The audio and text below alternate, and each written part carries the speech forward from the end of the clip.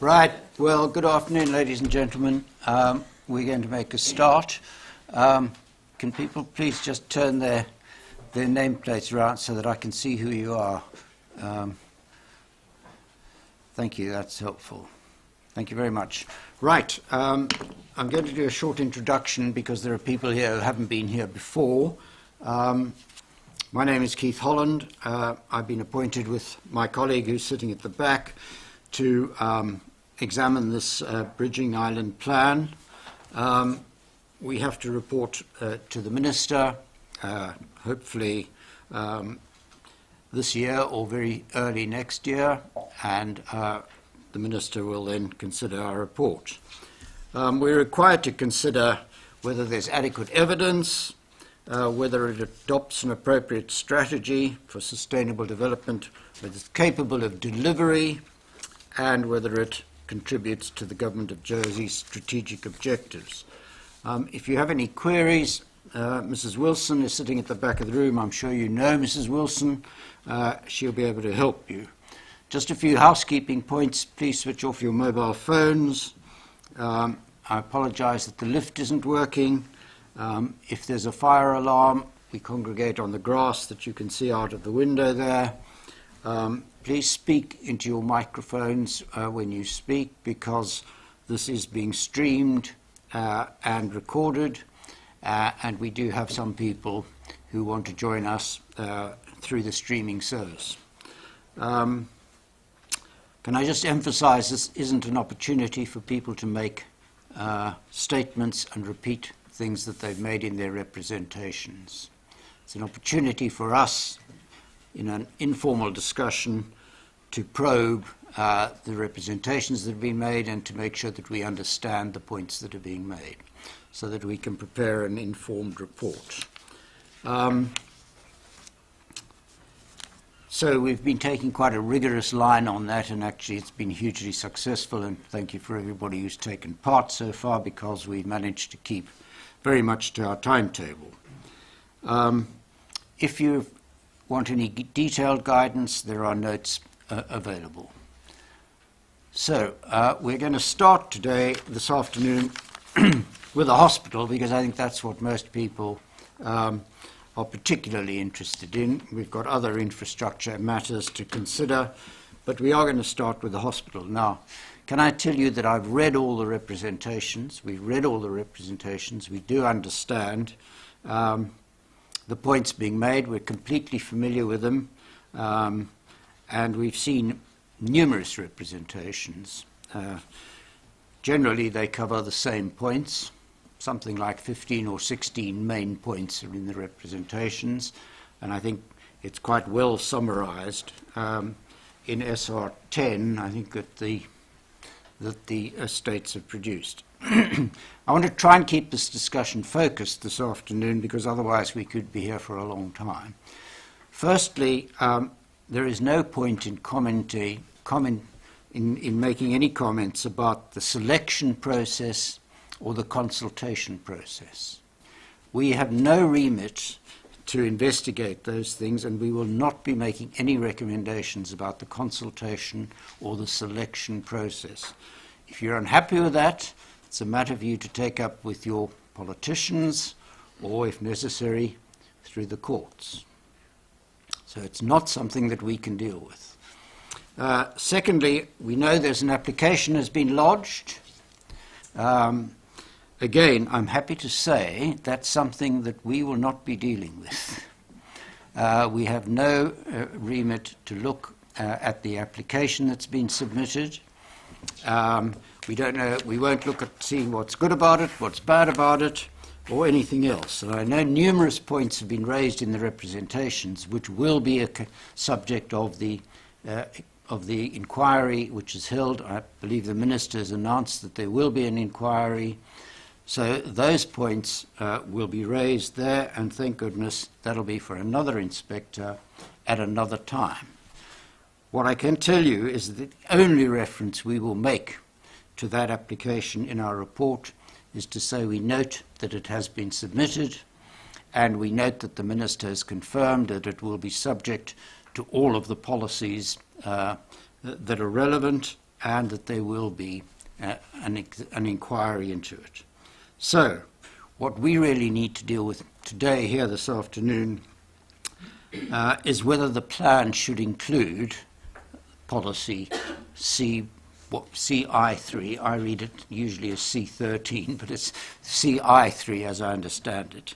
And what we need from you is really to deal with that point. And it goes to what many of the recommendations, many of the representations say, should there be a policy in the plan in advance of a planning permission being granted. So that really is what I want to focus on, if possible, in the first instance this afternoon. I'm going to start with you, Mr. Delahaye. I'll just say, I've just said I was particularly pleased with those introductory words because that's exactly the thing I hadn't come here to talk about, and you saved me having to say that. As you know, I made a written submission that I'm sort of C13, but I'm told that CI3 should not be in the plan. My submission is quite simple, sir. I don't know if you have before you the proposals map that covers this policy, but if it's convenient, I'm not handing up anything you won't have seen, but I have printed out the relevant section, which you might find useful, sir, just because it shows just simply the relevant section with the... Yeah, I've got, yeah, okay. Now, as you can see, sir, the plan shows the proposed site, and the blue line on the map, which is drawn around the site, delimits the extent of policy CI3 on the Overdale site as selected, as you say, by democratic decision of the State's Assembly. I think what's important to note on the plan, though, sir, is that the zoning of the area remains unchanged in the sense that if you look, the majority of the site is in the green backdrop zone. That's the hatched green line which covers the majority of it. Some of the site, particularly the fields on Westmount Road, are in the green zone site. Some of it is protected open space, the area that goes down towards the Westmount Gardens and the bay. My submission, sir, is that the island plan, and your Bridge Island plan you've looked at, contains very specific policies that cover these zones. So, for example, the green backdrop zone under policy, which one's that one? That's G something. It makes it very clear that what policies apply in that zone. The green zone has its own policies, etc. As you know, you don't need to tell you that. And it's my submission, sir, that if the plan is to be robust and gain the confidence of the public, that it's vital that the planning process is consistent and that all applications made in a particular zone should be treated in the same way. We know that appeals and tribunal judgments often come down when they find in favour of an appellant or something, that they've actually simply a matter of inconsistency in the way planning applications have been dealt with. And in my view, policy CI3 would simply put a different set of policies in place for this particular area. Put yourself in the shoes of someone, sir, who lives just outside the blue line, perhaps in the green backdrop zone. They make an application for their property. They fully expect it to be dealt with in accordance with the island plan policies for that zone. They would feel very aggrieved if the government had drawn a blue line on a map which gave a different set of policies applying within the blue line. It also, just finally, perhaps puts in my submission anyone determining the application in an almost impossible position. How do you weigh up the weight of policy CI3, which talks about hospital applications in this zone being treated favourably? How do you weigh that up against the other policies which the person determining in the green zone policies, green backdrop zone policies, will be required to consider? Seems to me I certainly would not want to be in the shoes of that planning inspector or minister trying to weigh up what weight do I give to this blue line as opposed to the zoning, normal zoning proposals. So in my view, sir, policy is simply unnecessary. There are many facilities and infrastructure in Jersey that are of vital public importance, just like a hospital. No one doubts that we need a new hospital. There was a well-proven need, as you've said, sir, and you're not here to look at that or reopen that discussion. But there are many secondary schools, power plants, care homes, water treatment plants around the island that are of vital public importance in different zones. But we don't draw blue lines around them on the map. Other than things like quarries and the airport, this is the only particular line I could find round sites designating it for a particular purpose. It seems to me, sir, the policy is simply unnecessary. As you know, although there are stringent policies that cover things like green backdrop zones and green zones, all those policies contain the necessary let-outs if the planning application for the hospital meets the necessary requirements. There is, for example, even in the policy GD8 for the green backdrop zone, a very clear statement that where the overall benefit to the community of the proposal demonstrably outweighs the harm, then the application can go ahead. So it's not as if policy CI3 is needed, sir, for the hospital application to be looked on, and to be looked on favourably if it's clearly in the public interest and any harm and the benefit outweighs any harm. I would simply therefore, sir, urge you to recommend that policy CI3 should be removed from the plan because it will, in my submission, just to summarise, place anyone called on to determine the application in a totally impossible position trying to weigh up this one-off policy for one particular site. It seems to me, sir, muddle politics and planning policy. The public expect a robust plan, one they have confidence in, and one that's implemented with the same rigour across the zones across the island. That was really my submission at this stage, sir. Thank you. That's very helpful. Or that I recommend that the green backdrop zone be removed from the area in the blue line. It's got to be one or the other in my submission, sir. Right. Yes, yeah, I accept that, yeah. Okay. Mr. Pilley? Or Mrs. Day, sorry. Thank you. If I may first start with the consideration of, do we have precedent for designated land for a specific purpose in the plan? And I'm unsure of where Mr. Delahaye may have been looking, but there are a number of other sites designated in the plan for a community use. So we designate land for housing sites, we designate land for education sites, we designate land for sports and leisure sites, and any other specific purpose that the Minister considers necessary in order to meet the needs of the community, and that is specified for by the form of Island Plan, which is Article 4 of the Planning and Building Law. And when the Minister for the Environment considers whether or not to designate land for a specific purpose, he will have regard to whether or not that designation will help him to further the purpose and intent of the law, which is to ensure that the plan provides for the community needs. So for that reason, I seek to justify why the Minister would make a designation for such a community use in the plan. Other points that Mr. Delahaye raises about the existence of other planning policy designations remaining on the proposals map within the defined area of the hospital site. I would assert that it's absolutely essential that those designations remain, which will enable the decision maker to assess the impact of the proposed development in light of the context that it is within, and that puts it on a level playing field to all other development, as Mr. Delahaye alluded to. For example, within the green backdrop zone, all development in that area would be considered from the same policy basis. I think the concern might be around how a public interest test is applied. So we recognise, I think we can all recognise that this is going to be a very significant development, which is going to have a number of planning tensions that are going to need to be considered and weighed up by the decision maker. In doing that, they have to have regard to all material considerations, and again, I'll probably point you to the planning law, which is Article 19, which deals with the grant of planning consent, and that requires the decision maker to have regard to all material considerations. It has that in general, planning permission shall be granted if the development proposed is in accordance with the island plan, and that despite paragraph 2, which is development in accordance with the plan, that permission may also be granted where the proposed development is inconsistent with the plan, but if the planning committee or other decision maker is satisfied that there is sufficient justification for doing so. So that's what is effectively we call the public interest test. I would say I tend to disagree that the existence of the normal planning zones beneath the blue line, in this case, they should actually help the decision maker to make a very informed judgment as to the relative planning issues on the site, which would be consistent to any other planning application which would be subject to the Bridging Island Plan policies. Can I just push you a little on that? Don't you think it would have been less confusing for everybody if you actually, when you drafted the plan and drafted the proposals map in particular, if you'd removed the green backdrop zone from that blue line area?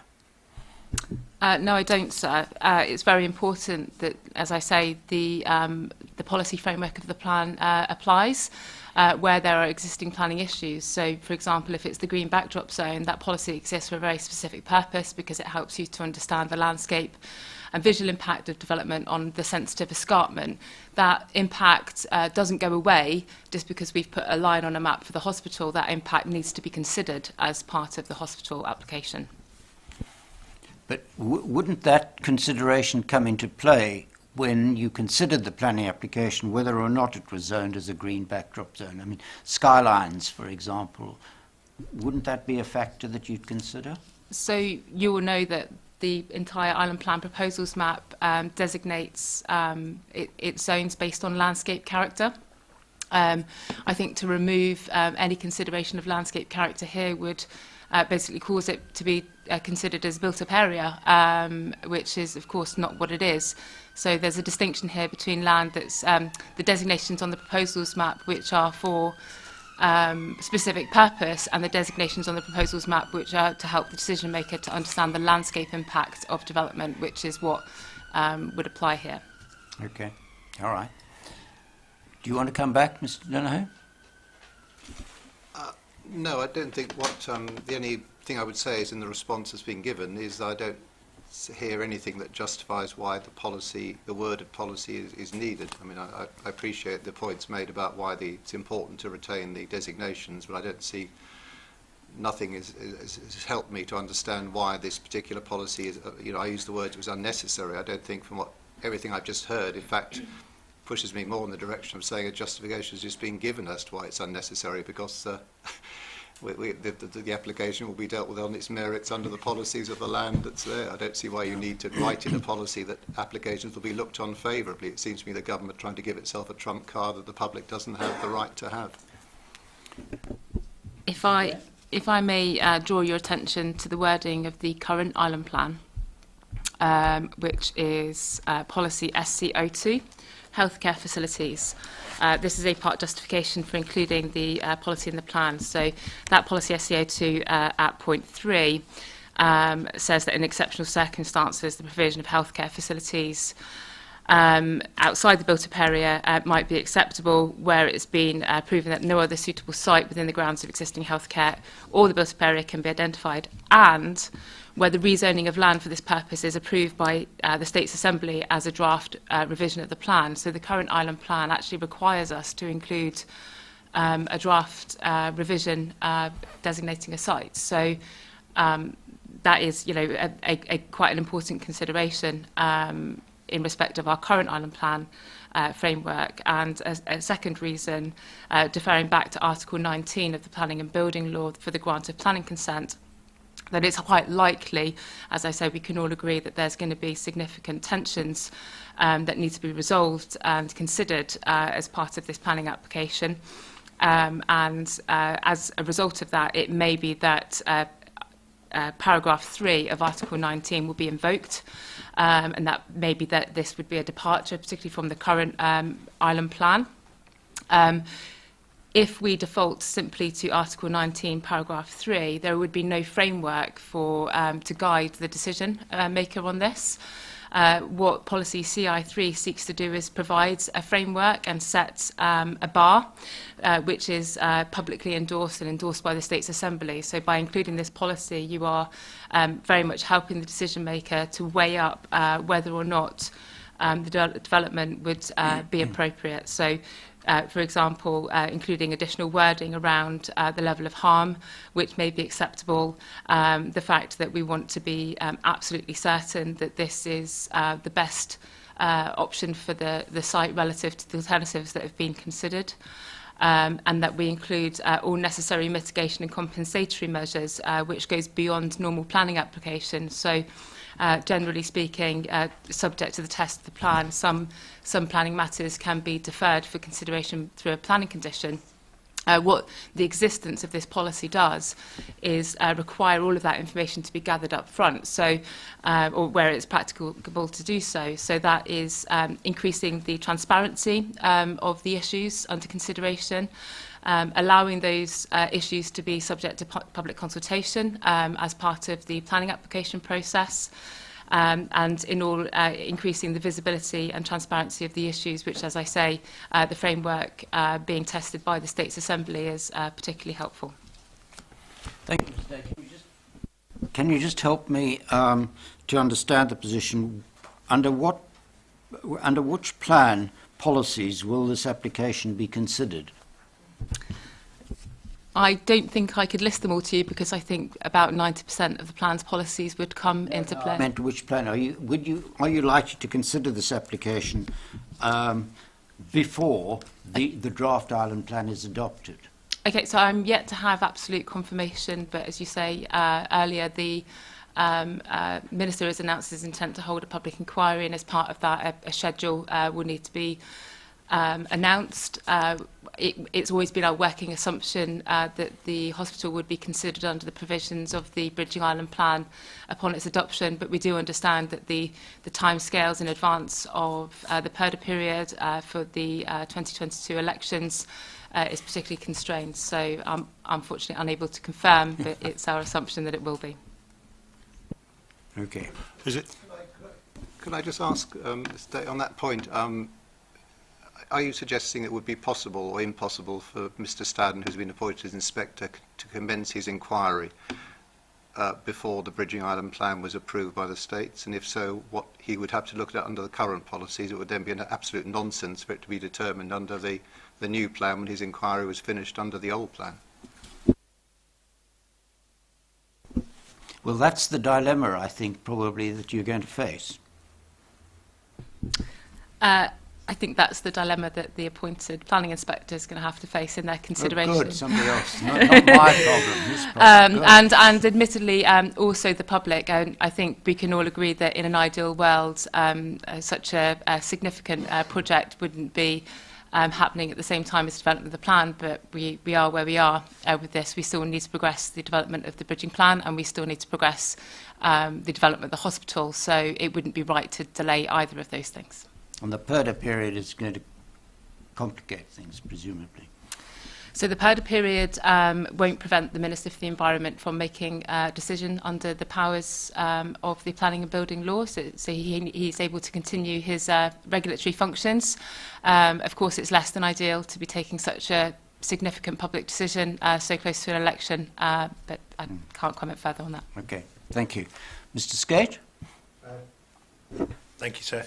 I was just going to comment on the first question around the acceptability of this island plan, the Bridging Island Plan, having something in it around our hospital CI3. So certainly I concur with the view from the Environment Minister that there is legislative provision for the island plan to reflect a known strategic infrastructure requirement, and the island plan is there to guide development and have policies and proposal maps to guide development to enable decision makers then to make decisions on the back of that. So Article 3 does refer to that. I think Article 4 allows definitions and plans and designation of sites. So I think the Bridging Island Plan is entirely consistent with those provisions in the law. I think it would be, there is an issue of timing. Obviously, there is a proposal before us from a planning application perspective, but also an island plan perspective.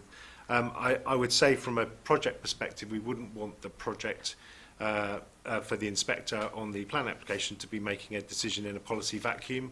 And I think when there is a known need, it is entirely helpful for the development plan for the island to have that need expressed so that a framework can be used to assess the planning application. I think in preparing that application, it's very helpful from an applicant's perspective, mindful that this isn't the application inquiry, but for an island plan framework to exist so that the applicant on the other side of the equation can use something to assess and to guide its own application in preparing that. So that's what's been done. I think in terms of a decision time frame, certainly there is a process that has commenced. We are the recipients of that process from the Environment Minister. An public inquiry has been called, and that will take its necessary course under that inspector.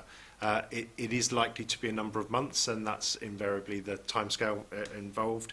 An inquiry order will set those timeframes out, and I think that's before that inspector to guide that process. But we would certainly envisage it's likely to be a 5 or 6 month process, akin to other public inquiries that we've seen in the island on other type of applications. I think in terms of the decision about what island plan gets used, all I would comment is an island plan can only be used, the only island plan that can be used at the time of decision is the one in force at the time of decision. So it will necessarily follow that the planning application will be determined with whatever island plan exists at the time of that decision, whether it be this bridging island plan or the current island plan. But that in our understanding is the legal position on that. I will let politics take its course in terms of the election period and the process that we adopt within government going into that election period. Government is entitled to carry on making decisions on behalf of government when it's in the interests of the island. There are many rules in favour of that. There are also rules against what ministers can do and affect civil servants can do within the election period as well. So that question is I'm sure before the Minister for the Environment, and was one which will occupy his thoughts as we get into next year. So, if I understand you correctly, you're not worried about which plan this application gets determined under. I think I'll be very honest. I think obviously this plan has the Bridging Island plan has provisions for the site within it. Therefore, from a project perspective, the preference from the project would be for it to be determined against the Bridging Island plan, as opposed. Our view against the current extant island plan is that it's getting to the end of its life and it's about to fall effectively within its 10-year period. It's got to the end of its life, and therefore I would certainly from a project perspective expect the new plan, which takes into account new emerging circumstances, to be used for that decision. Okay, that's helpful. So might I comment just on the Yes. the general principles about the allocation of land in the plan and specific policies? I think Mr. Skates already referenced it, as has my colleague Mrs. Day, but I think, as being stated, it is a clear purpose of the planning law set out at Article 2 that the Minister brings forward a plan, a development plan that provides for the orderly, comprehensive and sustainable development of land in a manner that best serves the interest of the community. And clearly we have the island plan is a document, whilst it's brought forward by the Minister for the Environment, it's a document that's approved by the States Assembly. We've already had a States Assembly decision that accepts the principle that the island needs a new hospital. That States Assembly has also made a decision about the preferred site for that hospital, and the Minister is empowered in bringing forward that development plan under Article 4 to designate land for a particular development or use. So I think it's an important principle, sir, that the Minister is able to do this in the island plan, and as has already been stated, the hospital proposal is not unique in this respect. We spent previous week of the examination talking about sites designated to meet the needs for affordable housing. We'll be talking tomorrow about sites that are potentially required to meet the island's needs for minerals, and as my colleagues indicated, we have various other site-specific allocations related to other bits of community infrastructure. So I think it's a highly significant matter of principle, sir, that needs to be just given emphasis. Right, thank you very much, Mr. Billy. Anything else from anybody on the hospital? Good? Can I just say one final thing? I think in my submission said there would be a difference between a designation of a site. I think my main contention is not only the overlay with the existing zones, which I made clear, but also the fact there's wording in the plan which purports to give this site some special status under the plan, it implies that it will be given favourable consideration, and that to me is in conflict with the normal plans. I think that the application should stand or fall on its merits under the plan, under the policies that apply to every other application in the island. I don't see why special wording should be given in policy CI3 in the text of the plan. That's the priority point. Certainly no problem with a blue line on a map, because that reflects a decision that's been taken. It's only appropriate that people know where that blue line is. But to say that under this blue line, planning, I've never once, don't think I've ever in the past seen words that imply that an application will be looked on favourably in a particular blue line. I'm not sure that it goes quite as far as saying it will be looked on favourably. But yeah, okay. Deputy Gardner. Thank you.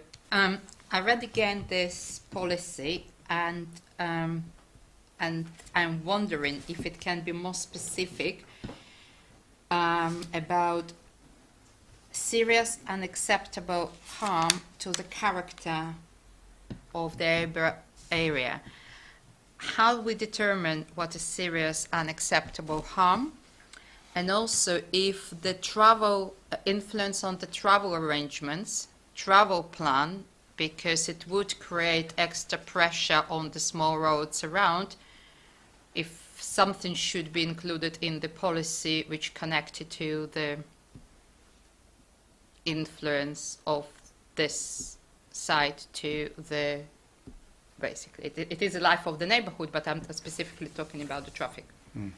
Okay, I mean, as I understand it, and Mr. Pilley or Mrs. Day will confirm or tell me I'm wrong, but it seems to me that the consideration of harm will be one of the factors that they'll have to consider when they deal with the planning application. So will transport. So these are going to be interesting debates and discussions, and if they can't be satisfied, the decision makers can't be satisfied about those points, then it could be an embarrassment for the whole project, but that will be presumably considered as part of the planning application. That's exactly right, sir, and people in the room will be conscious of the fact that there have been previous applications to develop a hospital project for the island, which have failed for those very reasons, sir, where the proposal has not managed to satisfy the planning policy test set out in the plan, sir. So I think it's an important point that this is it's an enabling policy, but it's a policy that sets the framework within which a decision needs to be made. And as you say, sir, it doesn't provide an unfettered position for a proposal. It simply provides a framework against the proposal which will need to be assessed against, sir.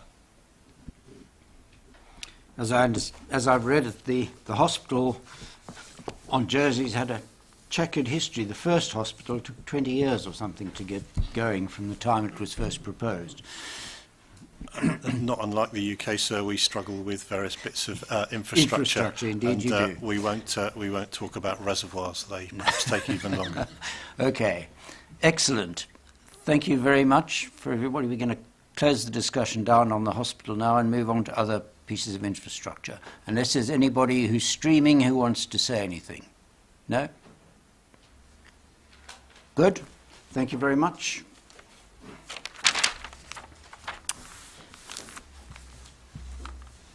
Deputy Gardner, I think now this is one of your interests, education.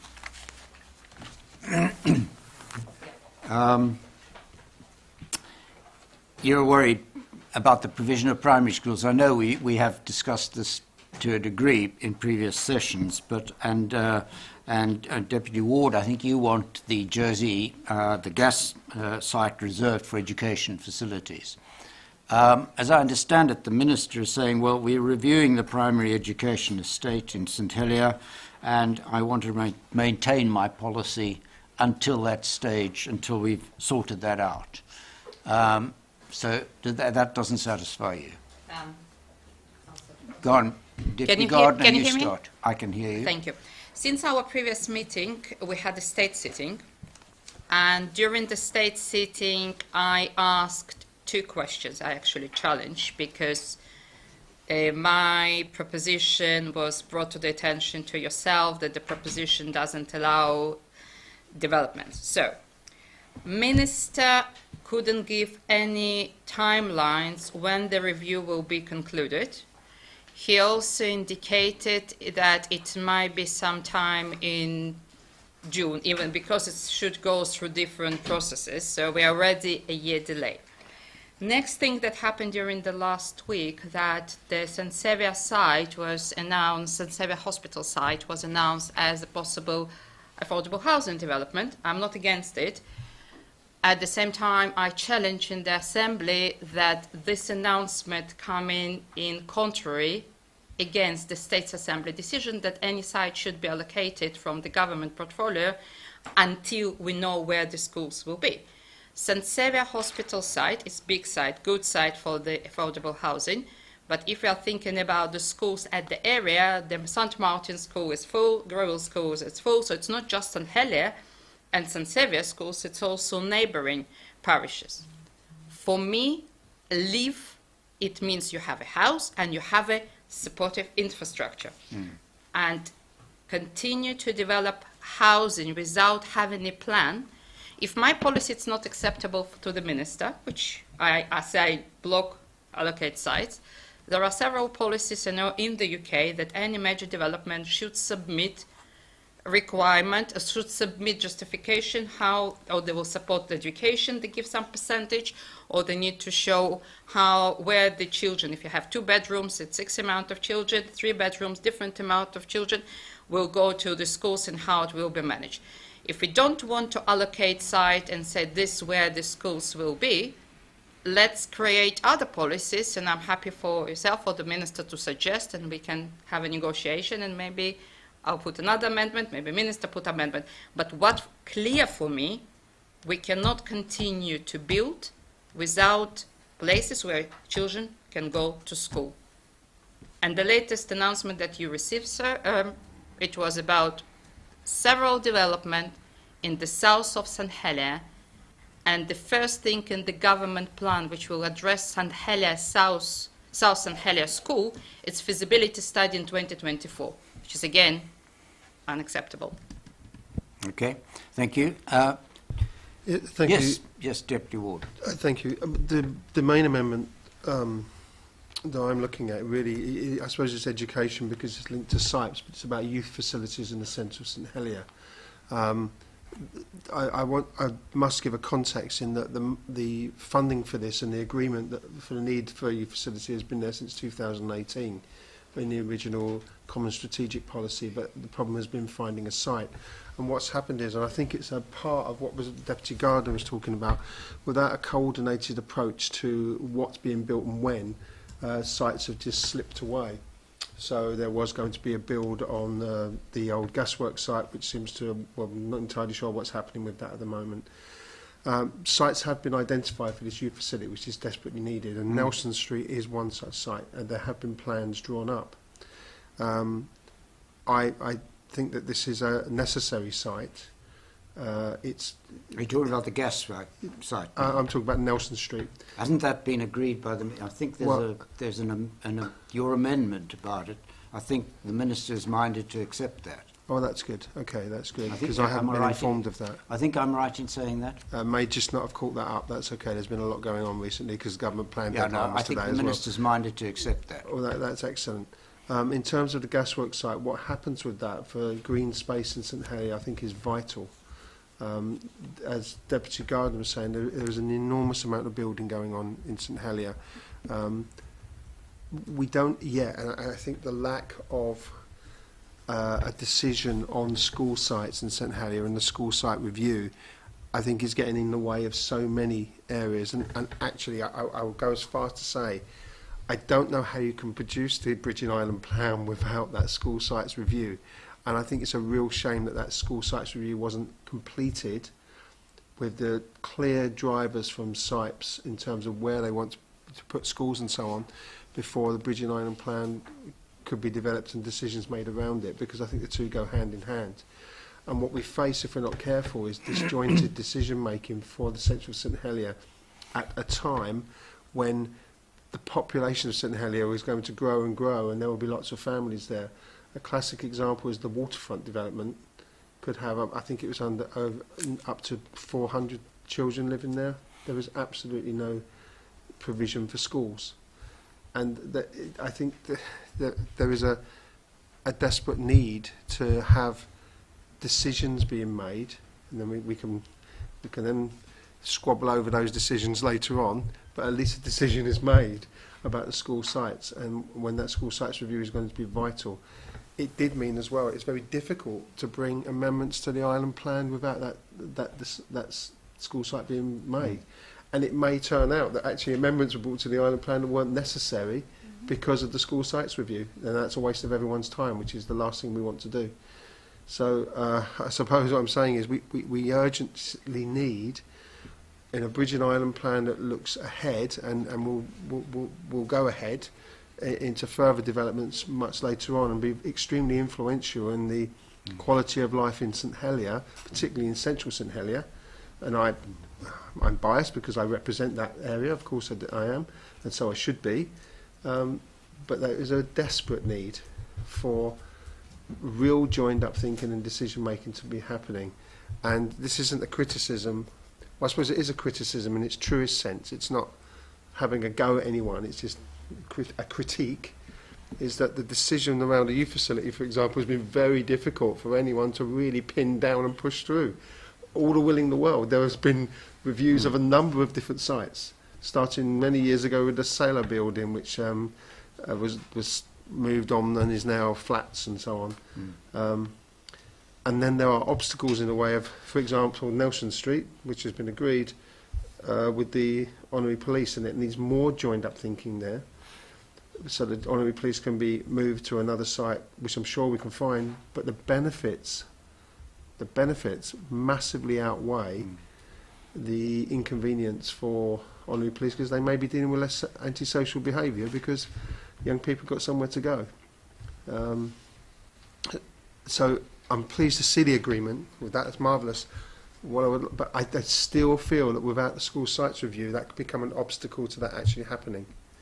Okay. And I'll just finish by saying there's a massive irony. The biggest problem we have is finding money. The money's been there for 2 years, nearly 3 years now. In fact, the money has been there for 3 years. When you say difficulty finding money, what do you mean by that? Well, for the youth facility, for example, we had to get the money agreed. Okay. It's been All right. agreed, it's been there. £2 million is ready to go. Okay, all right, thank you.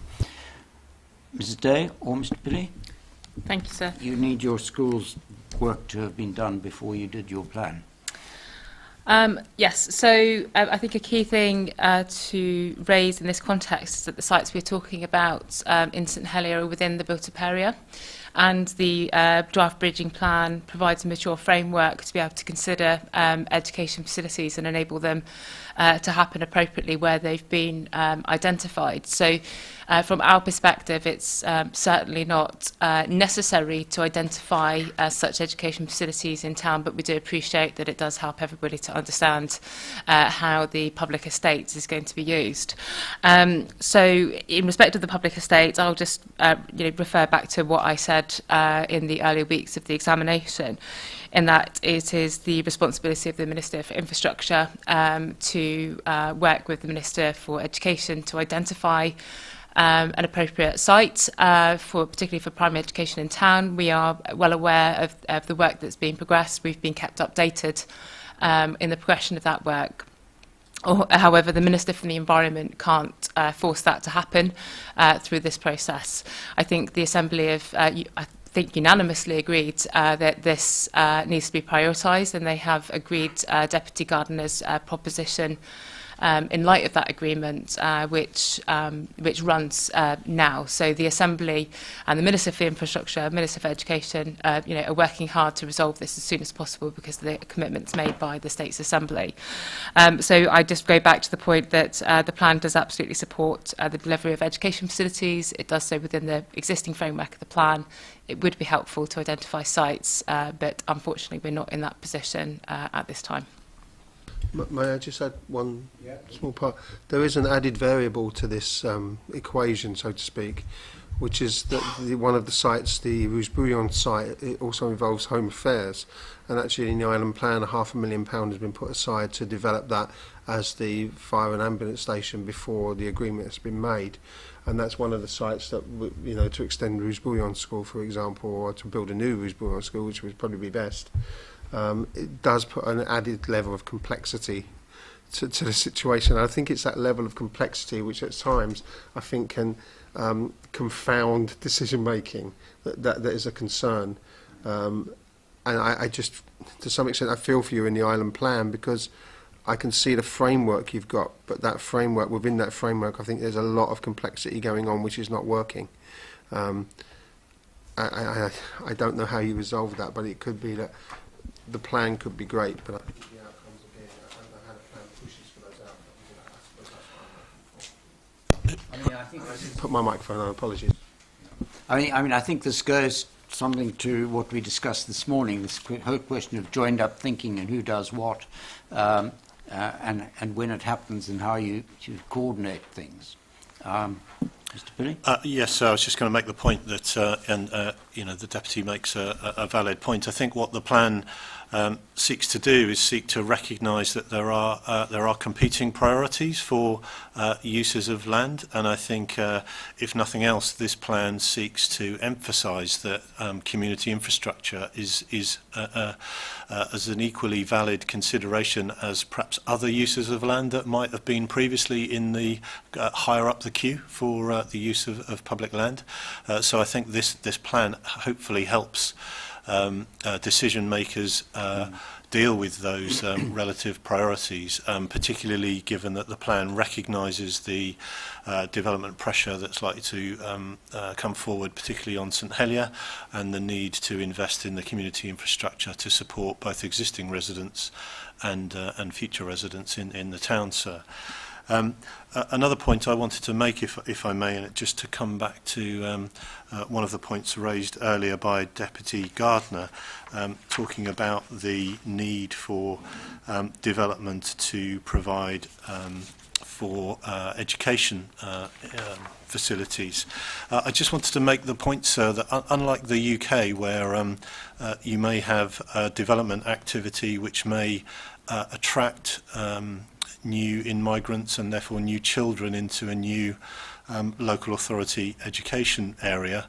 Clearly in Jersey we have effectively a captive audience, and our colleagues in children, young people and education deal with the modelling of the demographic requirement for education facilities across the island as a whole, and then within that they look at the management of local catchments, and so whilst we work closely with them in terms of the areas of the island that are going to be proposed for development, particularly for housing development, it's a different context to that in the UK, in the sense that the children who are going to live in those areas are either in the island already and going to school, or through the population modelling that our colleagues in education do, they will be forecasting the need to provide education facilities to meet the need of the next cohort of island school children. So I just wanted to make that point, sir, about our island context relative to that which happens in the UK. So can you just tell me if...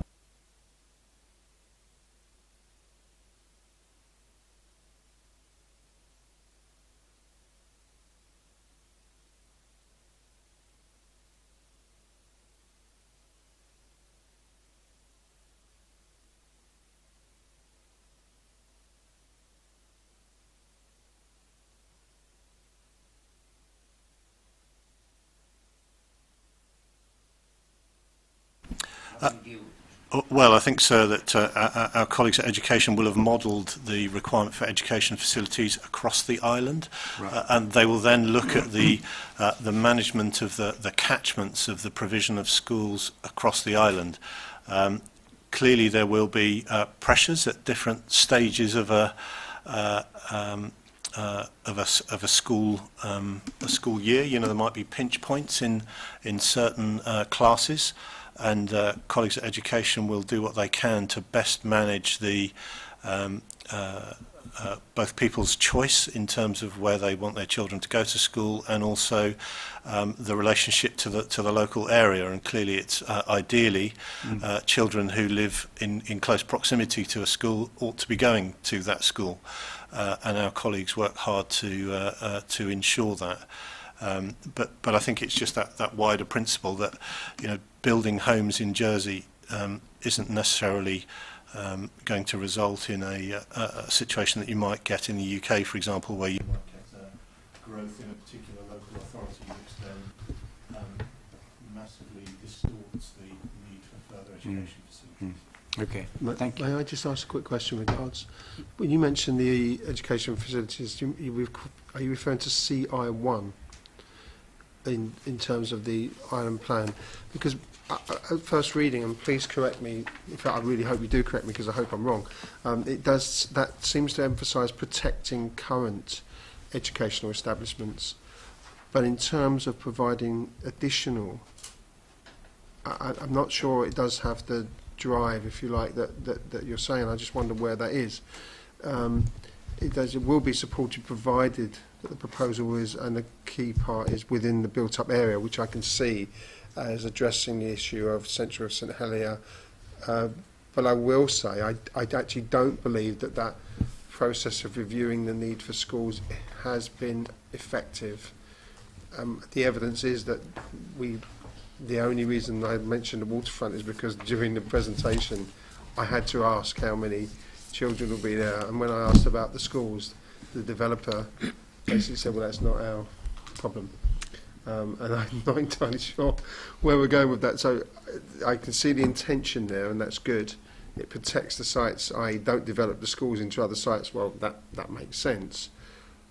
But I just wonder whether there's a strong enough drive there to say, as has been suggested somewhere, that if you're going to build new housing, you've got to have education facilities included in them as part of the plan for overall build. Is that not the place for it? Or are we relying on, I'm going to use the word goodwill, but I don't mean goodwill, I mean, you know, appropriate application from other areas, because that's not good enough a plan, I don't think, when you've got so many pressures of developers, etc. put together. Yep. Can you pick that up? Does the policy really address the issue of entirely new facilities that may be needed? So I would draw the Deputy's attention to the fact that the policy actually provides for the designation of 7 sites for education facilities in this plan. Most of those admittedly being for outdoor open space provision, which is well recognised. There's also a pressing need in much of our education settings on the island. But one of those is actually for the provision of a new school, which is at Montelabe, which is the provision of a new secondary school. And we've designated a field for that purpose. Is that not an extension of the current school? So there's a full site designated, which is not likely to be an extension to the school. It's going to be a whole new building for the secondary facility to be accommodated on the adjacent site. So co-location of the special educational needs of those sites. I don't mean to be difficult, but that is a particular provision for a growing cohort of our population that would need additional help, which is quite right, and I absolutely support it. But actually, for the, I'm going to use the word mainstream simply because I can't think of another word, school population in additional numbers that come from housing development, I can't see anything there. Part of the field, St John's, it's not in St Helier, Land, Montelabe, Hope Valley School, part of field I think is not for, I don't know what that's for. So if I may clarify, in the preamble to the policy, there is a list of other sites that have also been considered, or needs that have been considered. So we were aware of the need for replacement facilities at Victoria College Preparatory School. We would have provided for that in the plan if the site had been identified. We recognise the pressing need for facilities in Rouge Bouillon School, which I think is within the area. that you were describing, Deputy, expansion and consolidation of Montelabe, and the need to address Greenfield Secure Unit and La Sante School. So where the needs can be identified, the plan can respond to them, or at least signal that it's trying to respond to them. If the needs have not been clearly identified or a site identified, then the plan simply cannot make the designation as much as it would have liked to. Can I just ask one more question? Sorry. And so that doesn't exclude future development. So there are issues around Springfield School and its facilities simply because it's falling apart. There are other schools. I mean, you could take any primary school in Janvor and St Luke's. They really are in need, and as they grow, it may be new sites that are required. So is there provision within this policy in the island plan to identify sites and bring them into the future?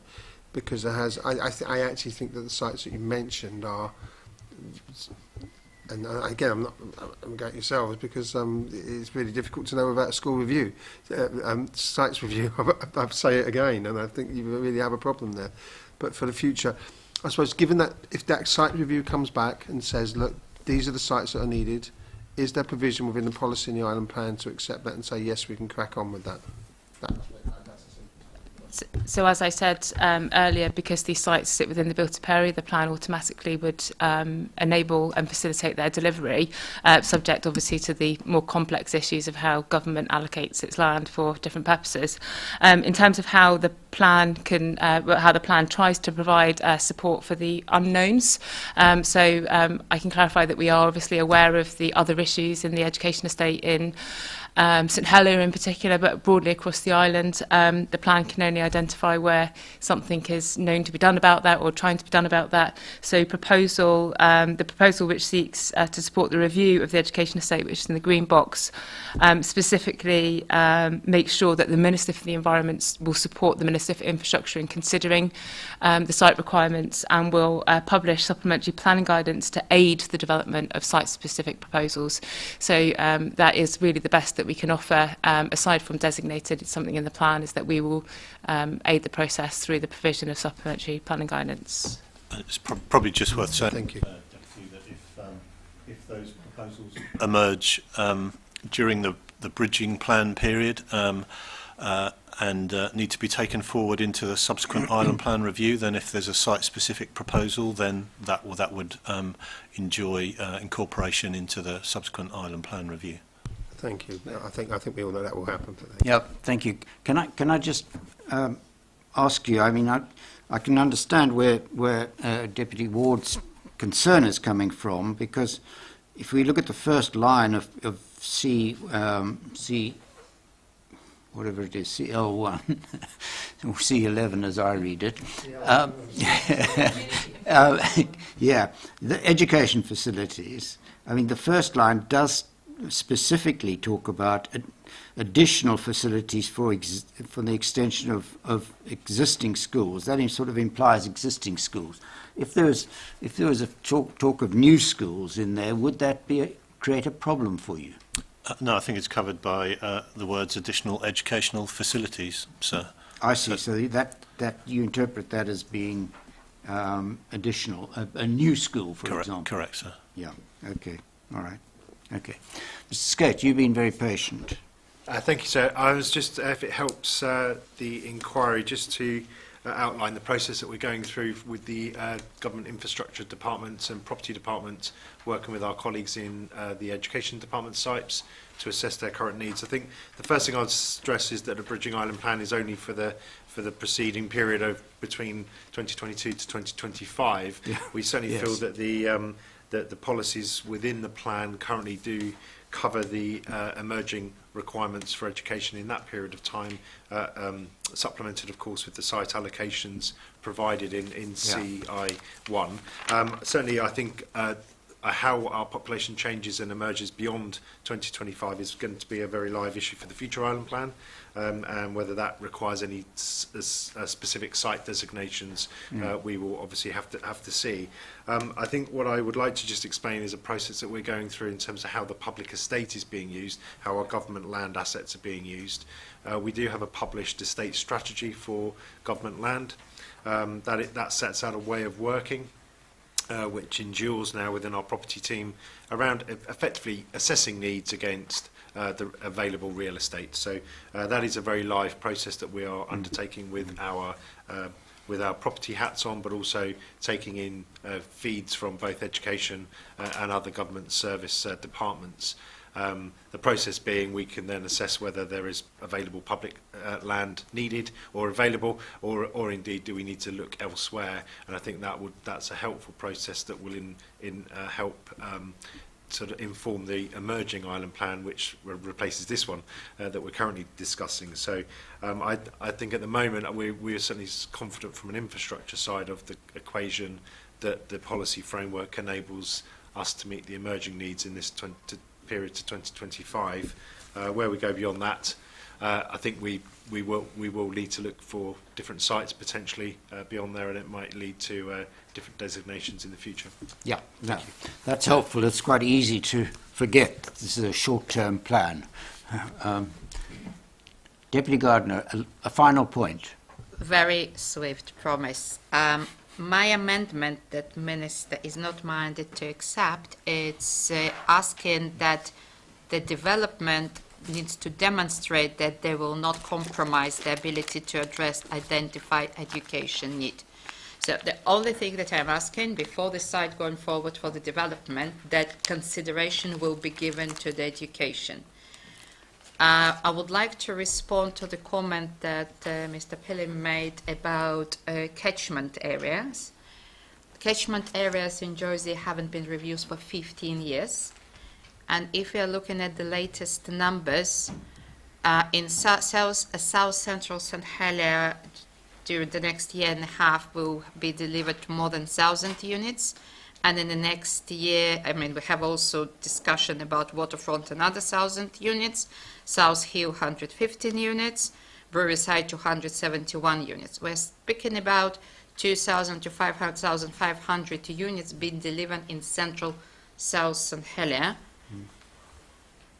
And and I would think that not only Centellia children will move around, it will attract people from other parishes who will move into Centellia to be able to live, if it's affordable housing or not. And in this case, if we are looking into the island plan, there is also the risk of an increased unsustainable travel patterns for pupils. What page are you quoting from? 223. Basically, they said that we need to look into the unsustainable pattern travels. If we are building 2,000 plus units in Centellia and people move from elsewhere to Centellia, they would need to go to school in Centellia. They don't need to continue to travel out to St. One's or St. Martin. That St. Martin and St. John's schools, they're over capacity anyway, and their children traveling now to North Centellia. Yeah. So it's something to be considered, how we include education needs in considerations for the housing applications. Okay, thank you. You happy? Yeah, just to come back on that final point, to confirm that it's our understanding through our discussions with SIPES that the modelling takes into account planning permissions that's feeding into the review that's happening for the primary school estate, so they should have regard to the amount of development that's expected to take place, and they will of course design that into the preferred site option when that's arrived at. Right. Can I just ask, is it should or will? Because that's really important. I should imagine they are. That's probably as Very good. best we're going to get. Yes, Mrs. Smith. It was just a point on policy CI2 healthcare facilities unrelated to the hospital. Sorry. Which policy are you quoting? CI2 healthcare facilities are unrelated to the hospital. Right. Just feel that sorry. Oh, I'm so sorry. Thank you. Sorry. just feel that other healthcare facilities have rather got lost in this policy, with the focus very much being on the delivery of the hospital, and would question whether it's flexible enough to deliver community infrastructure such as care homes outside of the built-up area in specific parishes where there's need. Yeah, I know you've got a Yeah, site, I'm not I talking think. about my specific No, you're not site, talking about your just specific site, but generally, I'm that's the aware point. that you've got it. Yeah. Yeah. I mean, as I read it, CI3 is specifically for the hospital and not meant to be broader than that. I'm talking about CI2, sorry, sir.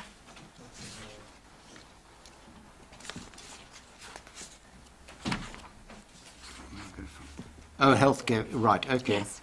Yeah, Nothing more, just that all right, specific point. okay, all right. Thank you. I would ask you to just consider more flexibility in the policy. Yeah, okay. Mrs. Day? So we've reported our position on the demand for residential and nursing care in our statement response. That's statement response 2, and that also explains the position in relation to the Jersey care model, in that the care model actually tries to move away from institutionalised care, and over the last decade, we've actually seen a static demand despite an ageing and growing population. So just as a matter of principle, I would say that there's not the evidence of need. Nevertheless, in the preamble to policy CI2, it identifies those things that would fall under the category of primary and secondary care infrastructure. And secondary care infrastructure would include nursing homes, so they would fall to be considered under the auspices of policy CI2. Okay. I think it's also worth bearing in mind, sir, policy H6, which talks about supported housing, which picks up on some of the points that have been raised as well. Yeah. Okay. That's helpful, thank you. Just on education, can I just ask you, there's nobody here, I think, from the architects, but I think the architects have raised a point about Highlands College and why it hasn't been referenced in the document. Do you know? Can you explain? So Highlands College is the Island's further education centre. It's in active use. As part of the review of the education estate, we understand that, and not just the education estate, in fact, how and where education is delivered on the island is a current consideration for the Minister for Infrastructure and Minister for Education. However, as no plans or proposals have yet been identified, there's no reason why we would seek to make any changes or designations in the draft plan.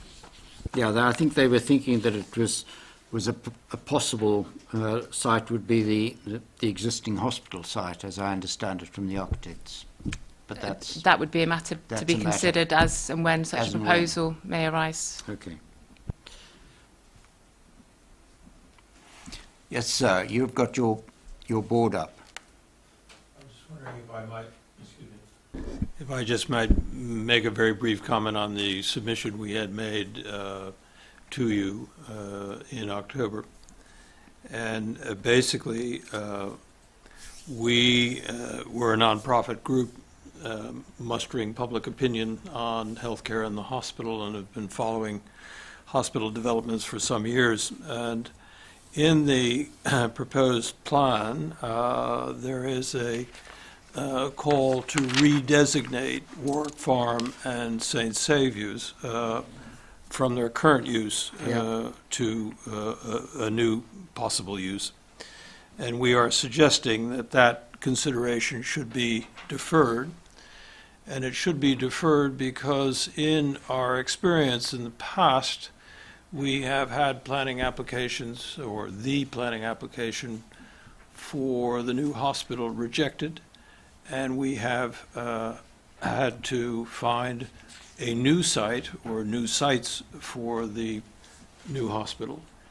And it seems to us that precluding Warwick Farm and St. Saviour's as possible sites for consideration in the event that the current planning application is rejected or modified or requires modification to the extent that it is no longer practical, that these two sites should be left for possible consideration. We are not suggesting that the the work or the decisions made by the Assembly in P123 or 129 regarding Overdale should be reversed, not at all. That is a very clear decision on the part of the Assembly. We are simply saying that it seems to us, given past experience with planning applications regarding the hospital, that these sites should be left open. The government has said that they should have a planning decision within 6 months. On that assumption, we are suggesting that perhaps the redesignation of Warwick Farm and St. Saviour's should be delayed for a period of, say, 12 months. Not excluded in terms of change of use, but delayed. That was our submission, and thank you for the opportunity to elaborate slightly. Thank you. So you're not in the camp which says that we should wait until the planning application has been determined before we put anything in the plan? I don't think that is it's certainly feasible, but no, we're not recommending that. We are simply saying, in relation to the proposed redesignation of these two sites, that should be deferred. Okay, no, that's very clear, because it does seem to me, at least from my point of view, there are many requests to delay, to not put anything in the plan until the planning application has been determined, seems to me to be putting the cart before the horse, as it were, because the plan is supposed to provide a framework for planning decisions, not the other way around. So that's why I asked you that particular question. I know the argument. I know the argument well. Okay, fine. Thank you very much. Right. Stay, you want to come back on anything? Only to clarify, of course, in statement response 10, we've identified the sites which were shortlisted for consideration in the hospital. Neither of those sites were identified in that shortlist. And to further add that the identification or the safeguarding, if you like, for Warwick Farm as its future use is not attached to a timescale, so that is outside of the plan to be determined. And further, St Saviour's Hospital has no special designation in the plan. It is an existing hospital facility which may come forward for housing, but that would serve to be tested under the policy framework of the plan. Okay.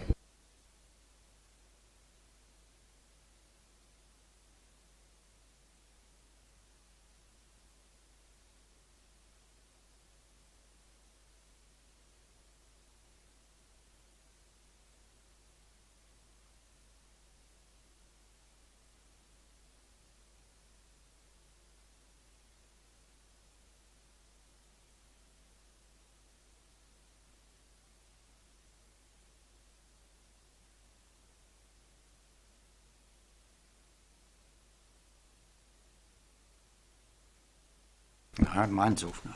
The Minister is proposing to make some changes, but he doesn't want to go as far as Jersey Sport wanted.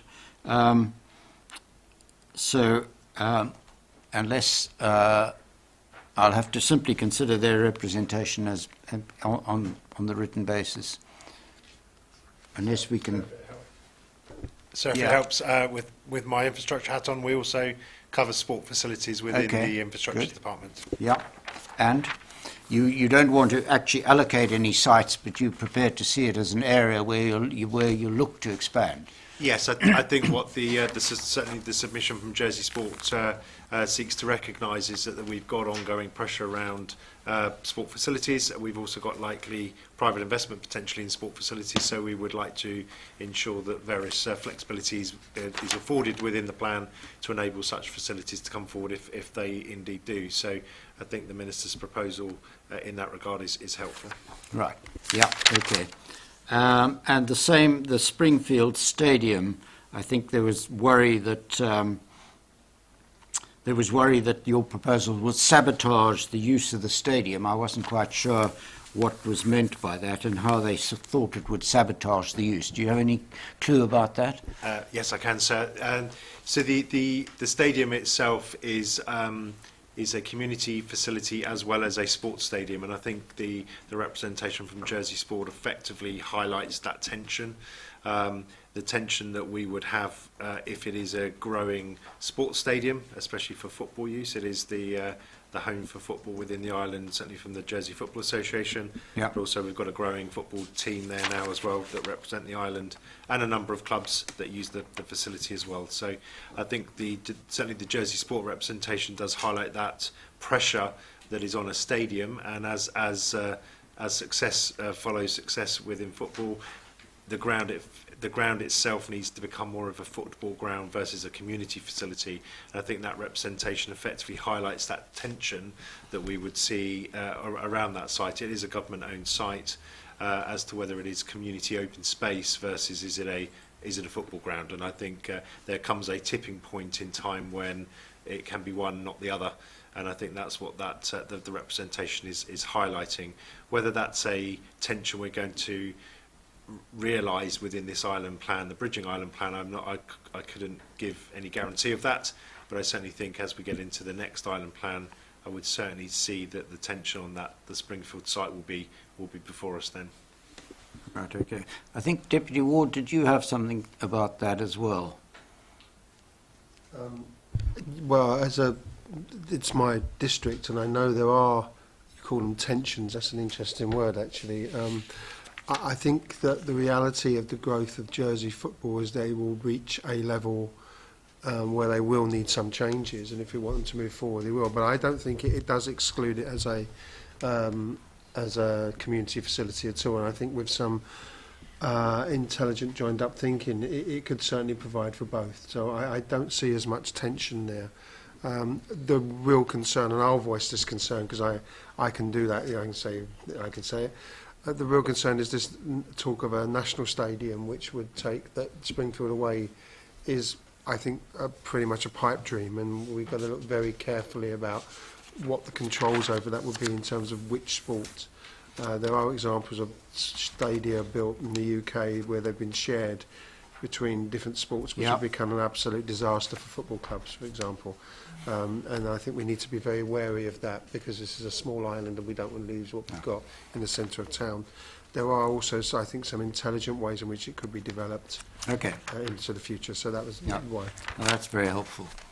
And FB Fields, I think the Minister is minded to accept that those should be added to the list in the policy.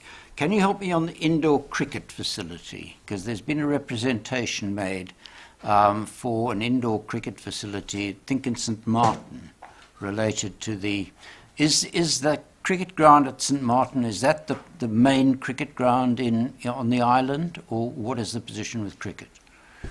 Certainly, so I can help there. So we have a number of cricket facilities within the island. Certainly the one at St Martin is a successful ground that is used for a variety of purposes. So certainly the island team plays out of there as well as club teams.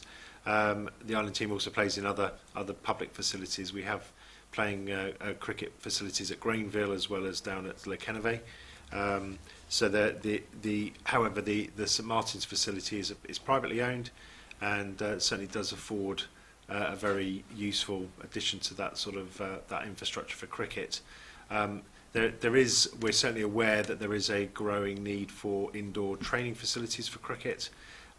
Currently, there is indoor cricket provision at Fort Regent within the government estate. That will be with decanting sport facilities outside of Fort Regent, so they are going into different facilities. So there will be some indoor cricket provision made in the planning application that's been lodged at the Oakfield Centre.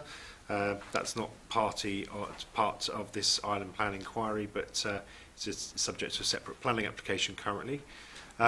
So I think what we can say, certainly with a sports hat on, that we see that there is a demand for indoor cricket within the island. Certainly we see that within our public facilities that we operate. So it would necessarily flow that actually that demand would also be apparent in our private facilities such as the one in St Martin. Okay, now that's helpful. And I've seen the Minister's response to that. And so that does bring me on to Fort Regent. I'm not quite sure, what's your thinking on Fort Regent? Because there's some representation saying that you want to build a luxury hotel and casino, or What is happening at Fort Regent? Thanks, sir. Yes, I can answer that one. So the Fort Regent currently has a variety of roles for the island. It's our biggest indoor covered space for events and activities. It is currently being used as our primary vaccination centre. It also currently houses a gym. It also is a conference facility, is a events facility, music facility. Yeah, it's very big. Does all of I've those seen things.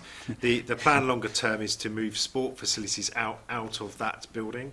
It isn't a purpose-built sports centre or leisure centre, and we want to put sport in purpose-built homes for sport and for those activities, so that there is a plan in place to do that. It does reference Springfield Stadium, as we've just referenced. We also build a new facility at Oakfield, and the plan also sort of reflects that in the infrastructure documents, the background documents, that there is a longer term need to enhance our sport facilities, or indeed possibly build a new one in the east of the island. But for the fort, that would leave it as it's still very much an events venue. That the island still needs somewhere where events can take place and big gatherings can take place when we're allowed to do those things underneath the roof. Whether that gets into a commercialised state in terms of hotel, casino and other leisure offerings, we're not quite at that point yet.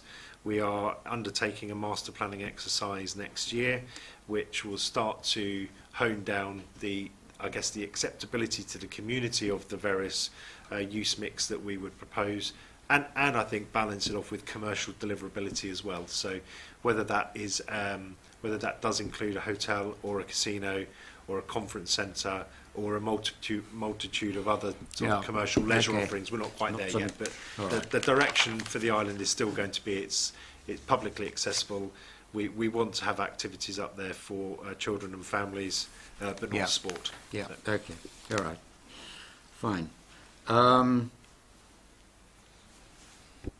The Centellia Country Park, I've seen the amendments proposed by Deputy Morell about she wants Warwick Farm removed from the list, which I think we've probably dealt with.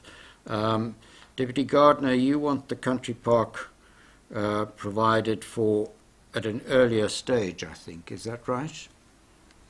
Constable Crowcroft. It's not. I didn't make a submission. Sorry, I didn't make a submission. Not you. Oh. Yeah, but as I discussed with our constable, as Centellia, we have various views on Warwick Farm and what's happening with Warwick Farm, and I think we would welcome the country park.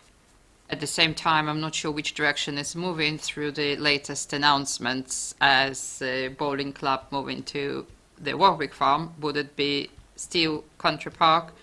And it was several other discussions that I'm not going to raise. It's important to have a clarity, if we are not having country park, where the park for Centellia will go. Yeah, I think that, and it's well explained in the minister's response. There is complications with the lease as to when it can be broken. 12 months' notice to break it.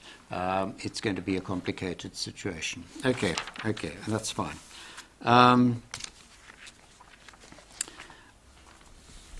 Then we've got Railway Walk. I think that's by and large an agreed position on Railway Walk, so we don't need to really deal with that. ICANN have put in a lot of representations about what you should do about people with, who are blind, who have visual difficulties. I think a lot of them just look to me like good practice points, which you probably take into account when you're designing pedestrianised streets or street furniture or whatever. Is that? I think that's right, sir, and I think given the Minister's acceptance of the points raised by Deputy Gardner on both historic environment, active travel and general inclusivity, I think that would be addressed, sir. Yeah, okay. And Mrs. Smith, now I'm looking at your site that is being promoted for this care home. Do you want to say anything about that? I mean, the point that's been made by the states that really it's, that doesn't follow the care model that they're trying to promote. We fundamentally disagree, but yes, okay. That doesn't really surprise anybody, and you have our submission, so I don't have anything further to add. Mrs. Day's replied to my concern about the policy in general being flexible. Okay. And my site, as you know, is opposite another facility. So I'm just asking for more flexibility on the interpretation of being adjacent to existing facilities. Yeah, I Thank saw you. that. But that's in the submission. Thank you. Thank you, sir. MS Planning isn't here, I see, but I don't know if you can help me. Les Ormes Golf and Leisure Village, I think Mr. Nicholson wants to come and talk about that at the plenary session. He wants it designated as a tourist destination area. Do you have a view about that? As you say, sir, it will be something that will be discussed at the plenary session. Les Ormes is a facility that's grown around a leisure use, sir, and it now offers some visitor self-catering accommodation. It's not of a character that reflects the other tourism destination areas that we have, which have more sort of historic roots of places where there are visitor facilities in the island. So I think we would take the view that and I think as well, parts of Les Ormes are not in the built-up area as well. So I think we would take the view that the tourism destination areas are there to facilitate further tourism activity in the established parts of the built-up area, and that specific proposals for individual sites ought to be considered on their own merits within the context of the planning framework that exists. Okay. That's helpful. Right. That covers all the matters that I wanted to consider under community infrastructure. Anybody else got anything else? CI8.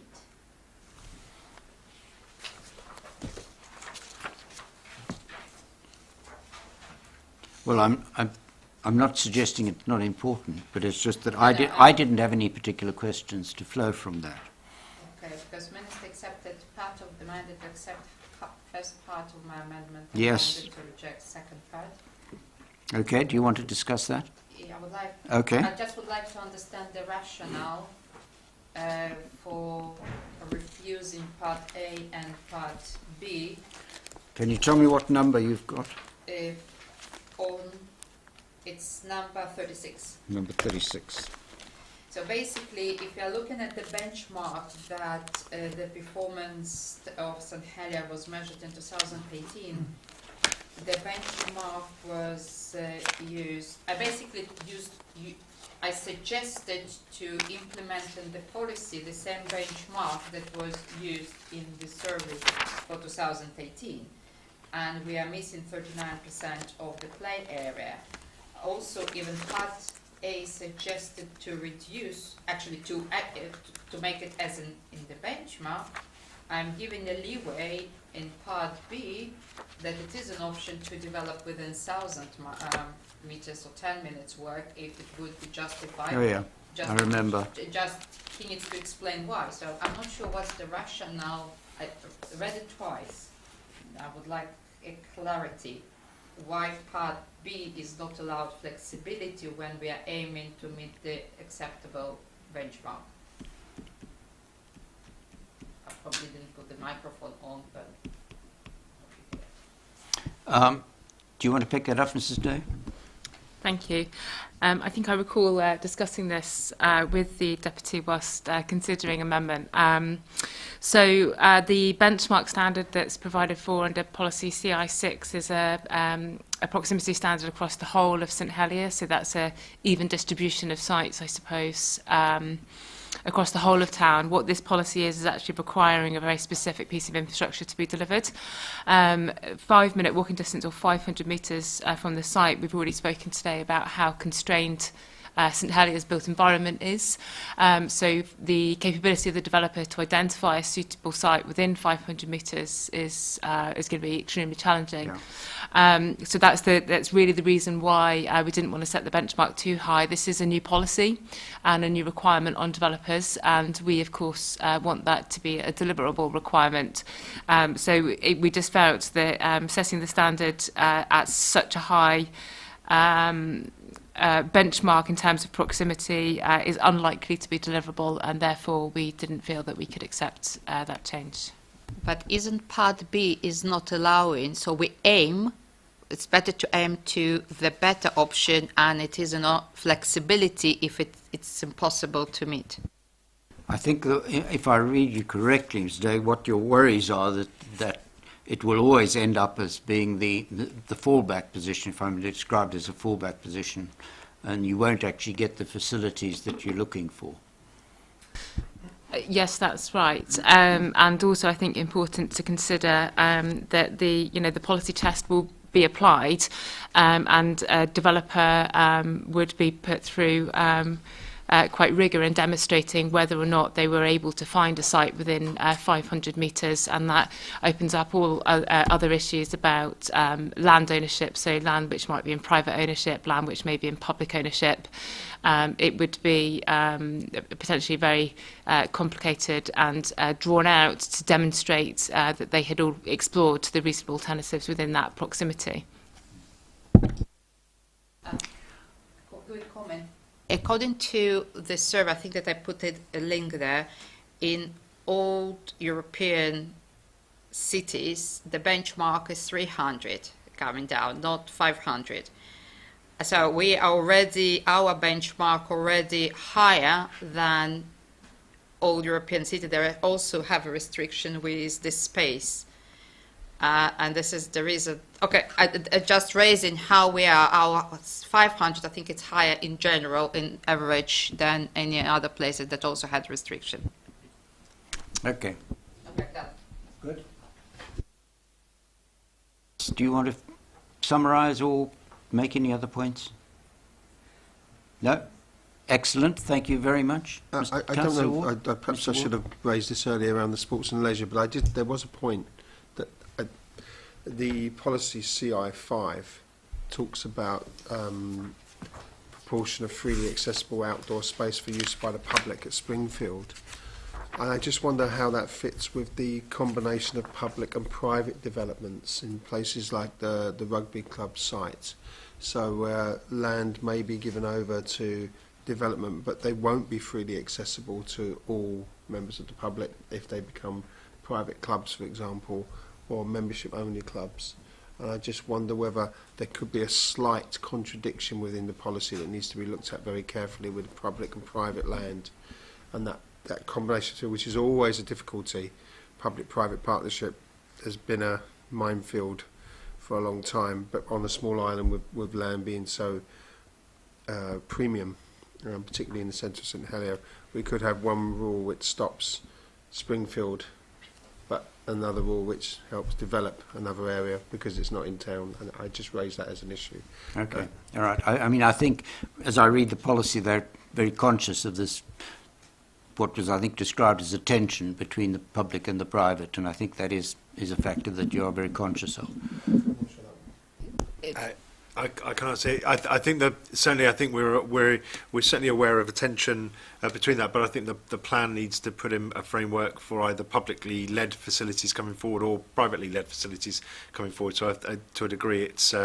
I would say, I guess it's tenure blind, if that's the right description. It would be in housing terms, but I think certainly our requirement, certainly from a government's perspective, is to ensure that we've got suitable public facilities for accessibility to all islanders across the island. So where facilities can be supplemented by private facilities, if those private facilities were going to operate on behalf of the public, we would seek to those sort of safeguards within that operation to enable accessibility. Good.